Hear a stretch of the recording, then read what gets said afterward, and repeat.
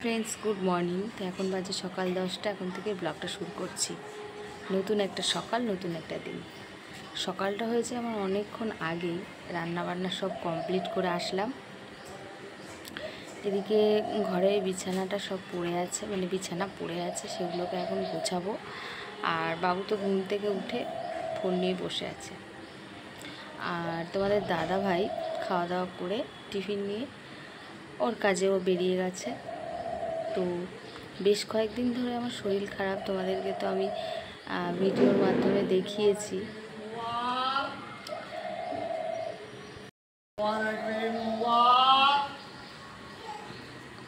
এই যে ওনাকে দেখালাম, ওনাদের বাড়িতে আমি একসময় ভাড়া ছিলাম। তো একটু আগে আমাকে জিজ্ঞাসা করলো মোয়া লাগবে, তো সেটা তোমাদের সঙ্গে দেখানো হয়নি। ওনার মোয়াগুলো খুব সুন্দর টেস্টি হয় খেতে, অনেক মানে পুরনো উনি, ঠিক আছে। আর ওনার হাতের মোয়া মানেই বেশ ফাটাফাটি টেস্ট, দারুণ। এখানে অনেকেই নেয়, তো আমাদের ঘরে সেরকম কেউ খায় না, সেজন্য আমি নিলাম না। আমাকে বলছিল নেওয়ার কথা, তা আমি আর নিলাম না। আর কি কথা বলবো তোমাদের সাথে, এখানে পাখি ডাকছে, ওখানে মাইক। এই পুজোর কটা দিন তো এরকমই চলবে, কিছু করার নেই। একটু তো অ্যাডজাস্ট আমাদের করে নিতেই হবে। পুজোর কটা দিন সবাই আনন্দ করবে, তো সেক্ষেত্রে একটু অর্ধেক তো অ্যাডজাস্ট করা লাগবেই। দেখো বিড়াল কত রাস্তায়, চলো দেখাই। এই গলিটায় এত পরিমাণ বিড়াল, দেখো ওই যে আমি এখানে বসে বসে ভিডিও করছি, জুম করে দেখাচ্ছি। দেখো এখানেই 4-5টা মতো বিড়াল রয়েছে, ঠিক আছে। প্রচুর বিড়াল, আরও অনেক বিড়াল হচ্ছে, জন্মেছে। কি বিছানা তুলবো না? হ্যাঁ ওঠ, আমি বিছানাটা গুছিয়ে নিই। তো দেখো বিছানার কি অবস্থা। এবার বিছানাটাকে সুন্দর করে গুছাতে হবে। এই গুছাতে গেলেই পুরো 1 ঘন্টা লাগবে। কি অবস্থা দেখো। চল চল, ওট ওট ওট ওট। সেই ঘুম থেকে উঠেই ফোন নিয়েই খাটের উপর বসে আছিস। এই তাকটাকে পরিষ্কার করতে হবে। পা ভালো না বলে কলে নিয়ে যাচ্ছিলাম না, তো পা যাই হোক একটু ভালো হয়েছে। তো এবার হচ্ছে কলে নিয়ে ভালো করে সার্ফ দিয়ে পরিষ্কার করব। এই যেখানে রাখলাম, বাসন মাজা, বিছানা তোলা সব কমপ্লিট করে নিয়েছি। আর জল এসে গেছে, আসার সাথে সাথে আমি বাসনটা মেজে নিলাম। আর এদিকে বৃষ্টি তো চলছে, তো এখন যাব হচ্ছে তাকটাকে বাইরে রাখবো। স্নানের ঠিক আগে এটাকে পরিষ্কার করবো, তা না হলে এটা পরিষ্কার করতে গেলে না ভিজে যাব। আর ঘরে ঝুলঠুল একদমই ঝাড়া হয়নি, পায়ের জন্য সব কাজ আমার দেরি হয়ে গেল। তা না হলে আমার মহলার আগে আমার ঘর বাড়ি পরিষ্কার করা হয়ে যায়। সেরকমভাবে ঝুল খুব একটা পড়িনি, যেহেতু কারণ নতুন ঘরেই আমরা এসেছি, এই হলো 3-4 মাস। তো যা পড়েছিল হালকা হালকা আমি ঝেড়ে নিয়েছিলাম, কিন্তু পাখাটা পরিষ্কার করতে হবে। পাখায় প্রচুর ঝুল পড়েছে। তারপরে এই টুকটাক মানে আনাচে কানাচে এইসব জায়গায়, মানে এই কোনাগুলো, এই হেলমেটের এই জায়গাটা একটু ঝুল পড়েছে, এইগুলো আর কি। ঠাকুরের ফটো এই সমস্ত সব মুছবো। তো আজকে আর করবো না, বুধবারের দিন করব। বুধবারের মধ্যে আমার পাটা আরও একটু ভালো হয়ে যাবে, তাহলে করতে পারবো। বৃষ্টি পড়ছে, আর দেখো আমি এই জুতোর ওপর দিয়ে হাঁটি, কী করব, আমি জুতো পায়ে দিতে পারি না। যেই পাটা আমার ব্যথা সেই পায়ে আমি দেখো জুতো পায়ে দিতে পারি না, তার জন্য আমি এই জুতোর উপর থেকে আর কি হাঁটাচলা করছি। ছেলের এই বাদ দেওয়া জুতো, এই দুটো ও পরে না আর কি। আর আমি এই যে জল ভরে গেছে, এই ঝুড়ি দুটোকে না আমি মাজলাম। আর আমার ফোন ধরে দেওয়ার মতন কেউ নেই, বন্ধুরা করব, আমার নিজেকেই ধরে ধরে করতে হয়। শাক ঠাক কাটি তো, এক্ষেত্রে না অনেক নোংরা হয়ে গেছে, তা ভাবলাম যে আজকে একটু পরিষ্কার করা যাক, তাই আর কি করে নিচ্ছে এখন।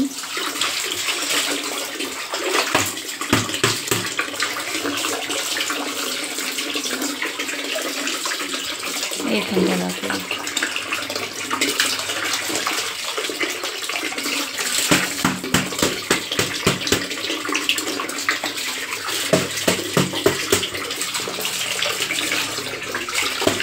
এই ঝুড়ির দুটো ঝুড়ি আমি একটা উঠিয়ে রেখেছি, কোনো কাজে লাগে না, বেকার, তার জন্য এইটাকে একটাই বের করা আছে।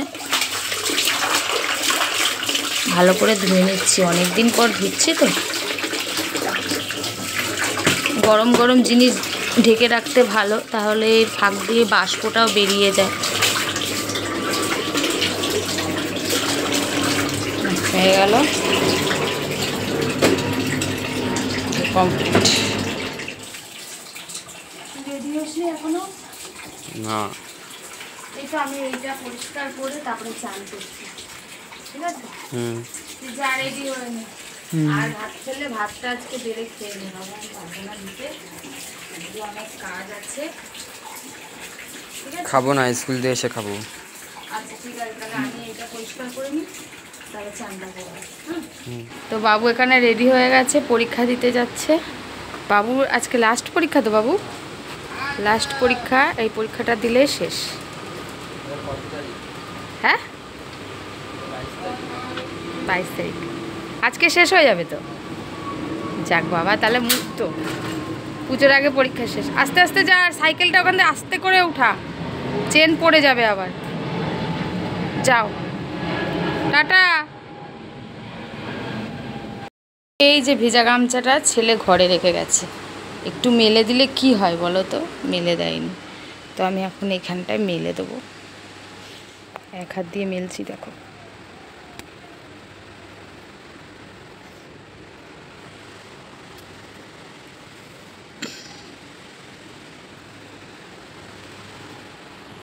ফাইনালি গামছাটা কিন্তু আমি মেলে দিলাম। এই দেখো, সেন্টের বোতলটা মেখে এই যে এখানে রেখে গেছে, ঠিক আছে।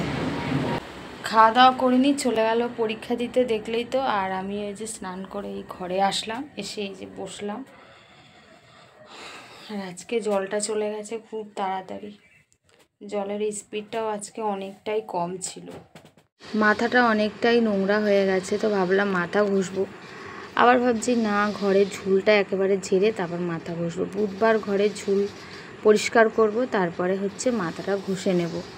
তা না হলে আজকে যদি মাথা ঘষি, আবার তো আমার মাথা পুরো নোংরা হয়ে যাবে, আবারই ঘষতে হবে। আর ঝুল ঝাড়লে পরে মাথা না ঘষলে না একদমই ভালো লাগে না, আমার তো ভালোই লাগে না, কেমন যেন মাথার মধ্যে চুলকাতে থাকে আর শরীরের মধ্যে কেমন একটা অস্থিরতা লাগে। আর এই দেখো, কয়েকদিন শরীর খারাপে একদমই চোখ মুখ শুকিয়ে গেছে, কতটা রোগা হয়ে গেছে। হ্যাঁ, রোগা হয়েছে ঠিক আছে, কিন্তু অনেকটাই চোখ মুখ ঢুকে গেছে। প্রতিটা নাইটির এই গলার এখান থেকে সব ছিঁড়ে গেছে, জানি না কেন, এখান থেকেই আমার সেলাইগুলো খুলে যায়। আর কি বাজে লাগে বলো তো, এখান থেকে যদি খুলে যায়, আমি কোনো রকম সেলাই করে করে পরি, আবার হচ্ছে খুলে যায়। সব দিক ভালো থাকবে, রং উঠবে না, সব দিক ভালো থাকবে, কিন্তু এই জায়গাটা আগে ছিঁড়বে, জানি না কেন। আমি সেফটি পিন লাগিয়ে সেলাই করে আর কি ঘরের মধ্যেই পড়ে থাকি। প্লেন যাচ্ছে, আমাদের বাড়ির পাশে এয়ারপোর্ট, তো সবসময় প্লেনের আওয়াজ আমাদের সহ্য করতে হয়। খাওয়া হয়ে গেছে আর বাবু আসার টাইম হয়ে গেছে। এই খাওয়া দাওয়া করে উঠলাম, তো আজকে খাওয়া দাওয়া করেছি কি তোমাদেরকে দেখাবো, ভুলেই গেছি। খাওয়ার পরে মনে পড়েছে যে বন্ধুদের সঙ্গে একটু শেয়ার করলাম না। তো আজকে হয়েছিল ডাল আর আলু ভাজা আর ডিম ভাজা। তো ডিম তো দুটো ছিল, আর সকালে ভেজেছিলাম, না 4টে ডিম ছিল, ঠিক আছে, 2টো ভাজা হয়েছিল, ছেলে আর আমি খেয়েছিলাম, আর 2টো আছে, এখন একটা ভেজে খেলাম। আর হচ্ছে বাবুর জন্য এখন ডিম ভাজবো, আর একটু আলু আছে, সেই আলুর মধ্যে কি ডিমটাকে ভেজে দিয়ে দেবো, ও এসে খাবে। আর আলুর সাথে ডিম ভাজা হলে ছেলেটা ভালো খায়। তো এই যে ডিম এখানে নিয়ে নিয়েছি, তো চলো ডিমটা ভেজে নিই। তো আলু তো ভাজাই ছিল, তো আলুর মধ্যেই ডিমটা দিয়ে দেবো। বেশি আলু ভাজা করেনি। ওই বাবু চলে এসেছে, বাবুর আওয়াজ হচ্ছে, চলে এসেছে। ডিমটা দিয়ে দিলাম।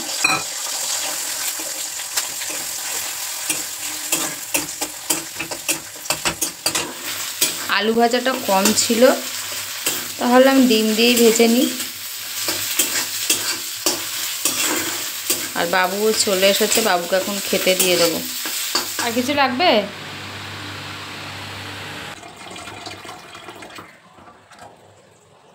গেছিলি মুখে কি একটা আটকে গেছে, জল যাচ্ছিল না।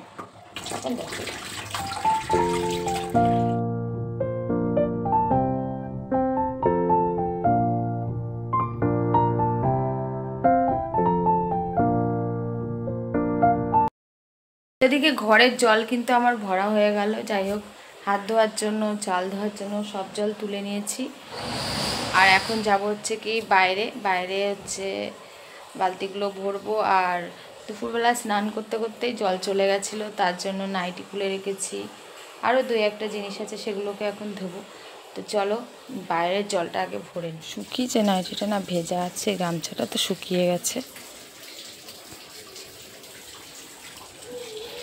জল চলে এসেছে, এবার এর মধ্যে জামা কাপড় আছে, এগুলোকে এখন আমার ধুতে হবে, বুঝছো?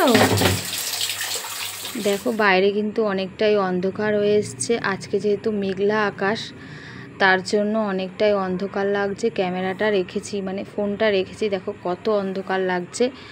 জানি না তোমরা কি করে ভিডিওটা দেখবে, আমার তো একদমই ভালো লাগছিল না। তা ভাবলাম যাই হোক, যখন ভিডিওটা শ্যুট করা হয়ে গেছে ডিলেট আর করবো না, থেকে যাক, বন্ধুরা একটু অ্যাডজাস্ট করে নেবে। তো দেখো এবার জামা কাপড়গুলো আমার মেলা হয়ে গেল। তারপরে চলে আসলাম সন্ধ্যাবেলায় চা করতে। সন্ধ্যাবাতি দিয়ে এই যে একটু বসে ফোন দেখছিলাম, তারপরে এই যে চা বানিয়ে নিচ্ছি। তো বাবুকে বললাম দুধ নিয়ে আসতে, বাবু বললো মা আমি যাবো না, এখন পারছি না। তবে ঠিক আছে, কোনো ব্যাপার নেই, তাহলে আমি লিকার চা করছি, খাবি তো? বলছি কি হ্যাঁ খাবে। আর এদিকে তোমাদের দাদাও এসেছিলো, ও এসে একটু রেস্ট করলো, তারপরে একটু বাজারের দিকে গেল। আর আমি এখন এই যে চা বানিয়ে নিলাম। ও খুব একটা ঘরে চা খায় না, বেশিরভাগই বাজারের দোকানে গিয়েই খায়। আমি নাকি চা করলে লিকার বেশি হয়ে যায়, চিনি বেশি হয়ে যায়, ওর মনের মতন নাকি লিকার চা আমি করতে পারি না। আর একটা কথা কি জানো তো বন্ধুরা, তোমার কাজে যদি কেউ খুঁত ধরে না, ঠিক আছে, তারপর তোমার কিন্তু মনে একটা রাগ হয়ে যাবে যে আমি সেটা করবই না, দরকারই নেই, আমি ভালোর জন্য তাকে হয়তো করে দেব যে হ্যাঁ চাটা খাও, কিন্তু সে যে খুঁত বার করবে তখন কিন্তু তোমার মনটা খুব খারাপ লাগবে। তার জন্য আমি চা বানালে আমি ওকে খাওয়ার কথা বলি না। যদি বলে হ্যাঁ আমাকে একটু চা করে দাও, তাহলে আমি ওকে চা করে দিই, তা না হলে আমি জোর করে চা ওকে করে খাওয়াই না, কারণ তার কাছে ভালো লাগে না ফালতু আমি চা করে দেব, আমার খুদ বের করবে, চায় চিনি বেশি হয়ে গেছে, লিকার বেশি হয়েছে, কি দরকার অত কথা শোনার মধ্যে নাই, তার জন্য আমি দিই না। তো যাই হোক, দেখো তোমাদের সাথে কথা বলতে বলতে আমার চা কিন্তু রেডি হয়ে গেছে। এইবার যাব ওই ঘরে চা নিয়ে। তো এই যে বাবুর জন্য কাপে ঢেলে নিচ্ছি, আর আমিও কাপে ঢেলে নিচ্ছি। ও কাপে খাবে না, ও মগেই খাবে। তো কাপে আমি ঢেলে নিলাম আমার জন্য। আর বিস্কুট কোথায় রেখেছি দেখো, বিস্কুট রেখেছি এই হাঁড়িটার মধ্যে। আর কাউটা আমার ওই বাড়ি থেকে আসার সময় অনেক ফেটে গিয়েছে, তো আমি সব বাদ দিয়ে দিয়েছি। আর এখানে এসে আর কৌটো কেনা হয়নি। তো তারপর আমি এই বিস্কুটগুলোকে, মানে দরকারি যে সমস্ত খাবার দাবার সব আমি হাঁড়ির মধ্যেই রেখে দিই। তো 4টে মতো বিস্কুট ছিল, তো বাবুর আর আমার হয়ে যাবে, সেটাই বের করে নিচ্ছি এখন। দেখো না, এক হাতে ফোন এক হাতে বিস্কুট বার করছি, হয় বলো তো? তো যাই হোক, কষ্ট মষ্ট করে বিস্কুটটা বের করে নিলাম, আর জায়গার জিনিস জায়গায় রেখে। তো চলো চা রেডি, এখন চাটা আরাম করে বসে বসে খেয়ে নেওয়া যায়। ভালো আছে? না রে ভালো নেই বাবু, কতটা চাল সব পোকা লেগে গেছে। দেখ নিয়ে ক্যামেরা, এই দেখ কতগুলো চাল, আতপ চাল, আমি ফেনা ভাত খাবো বলে নিয়ে এসেছিলাম, সব পোকা লেগে গেছে, পোকা হয়ে গেছে। চালগুলো দিয়েছিল যে আমি ফেনা ভাত আতপ চালের খেতে ভালোবাসি, তো চালগুলো সব পোকা লেগে গেছে। তো দাদু দিল এত কষ্ট করে, সব নষ্ট হয়ে গেল। তা হচ্ছে এই চালের কিন্তু ভাতও খাওয়া যায়, জল মেপে দিতে হয়, কিন্তু হেবি ভালো লাগে। আমার আতপ চালের ভাত একটু ফেনা ভাত খেতেই পছন্দ হয়, কিন্তু কি আর করা যাবে, চালগুলো এইভাবে যে নষ্ট হয়ে যাবে আমি ভাবতেও পারিনি। আমি আসলাম ফেনা ভাত রান্না করতে, দেখছি এই অবস্থা চালের। পুজো করে অনেক চাল পেয়েছিল, আতপ চাল, ঠিক আছে, তো চালগুলো ঘরে থেকে থেকে নষ্ট হচ্ছে। তো আমাকে বললো কি যে তুই নিয়ে যা, নিয়ে গিয়ে তুই মাঝে সাঝে হচ্ছে ফেনা ভাত করে খাবি, আতপ চাল দিয়ে আলু সিদ্ধ দিয়ে শুকনো লঙ্কা তেল দিয়ে কিন্তু ভালো লাগে খেতে, ঠিক আছে। তো আমি নিয়ে এসেছিলাম, আর ভালো মতো করে রোদ্রে দিলে আমার মনে হয় সব পোকাগুলো বেরিয়ে যাবে। তো রোদ্রে দিতে হবে, আর এখন তো বৃষ্টি থেকেই বৃষ্টি হচ্ছে, তো চালগুলো ফেলবো না, দেখবো ভালো করে। রোদ্রে দিলে যদি বেরিয়ে যায় একটা চটের উপরে করে মেলে দেবো, দিয়ে যদি পোকাগুলো বেরিয়ে যায় তাহলে তো চালগুলো খাওয়া যেতেই পারে, কোনো অসুবিধা নেই। ওই যে কালো কালো যে পোকাগুলো, সেই পোকাগুলো হয়েছে। চাল রোদ্রে দেওয়া, তোলা, এগুলো তো মাই করতো, আর মা তো এখন আর বেঁচে নেই যে মা করবে। আর বাবু হচ্ছে কি বলবো, ছেলে মানুষ, উনি কি করবে, দুজন ছেলে মানুষ। আর আমার ভাই যে ছোট, তো পারেই না, ওর কথা বাদ দিলাম, ওরা আর কি করবে এই সমস্ত। মানে ওদেরও ঘরে আতপ চাল পড়ে পড়ে নষ্ট হচ্ছে, সেক্ষেত্রে খাওয়া হয় না তো আতপ চাল, সিদ্ধ চালের মতো, তার জন্য। আর আমি নিয়ে আসলাম, আমার ঘরেও সেই একই অবস্থা, কি করা যাবে বলো, এখন যা ক্ষতি হওয়ার হয়েই গেছে। তবে একটাই এর মানে রাস্তা, রোদ্রে দিতে হবে। রোদ্রে দিলে যদি পোকাগুলো বেরিয়ে যায় তবেই মনে হচ্ছে খাওয়া যেতে পারে। বাবু আমাকে হেল্প করছে, দেখো ও শসা কাটছে, আমাকে আলু, পেঁয়াজ, আদা, রসুন সব কেটে দিল, শসাও কাটা ওর হয়ে গেছে। আর তেলটাকে বললাম বাবু ঢেলে দে। অনেকটাই রাত হয়ে গেছে, প্রায় এখন 9:30 মতো বাজে, আমার এখনও রান্না হয়নি। তো এখন আসলো তোমাদের দাদা বাজার করে নিয়ে, ডিম নিয়ে আসলো, আমি ডিম আলুটা সেদ্ধ বসিয়েছি। আদা রসুন কেটে নিয়েছি, আর পেঁয়াজ কেটে নিয়েছি না, বেটে নিয়েছি, ঘষুনিতে ঘষে নিয়েছি।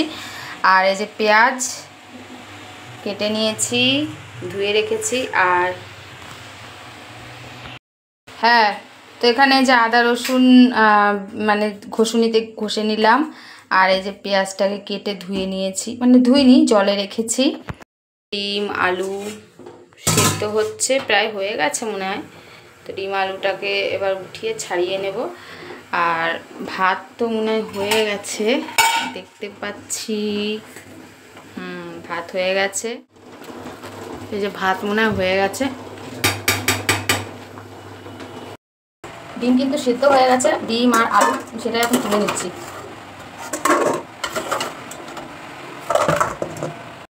এদিকে ভাত উপর দেওয়া হয়ে গেছে। বাবু বললো মা 2টো করে ডিম সিদ্ধ দাও, তাই দেখো 2টো করে ডিম সিদ্ধ দিয়েছি। আমি একটা খেলেই খাবো, পারলে খাবো 2টো, না পারলে একটাই খাবো।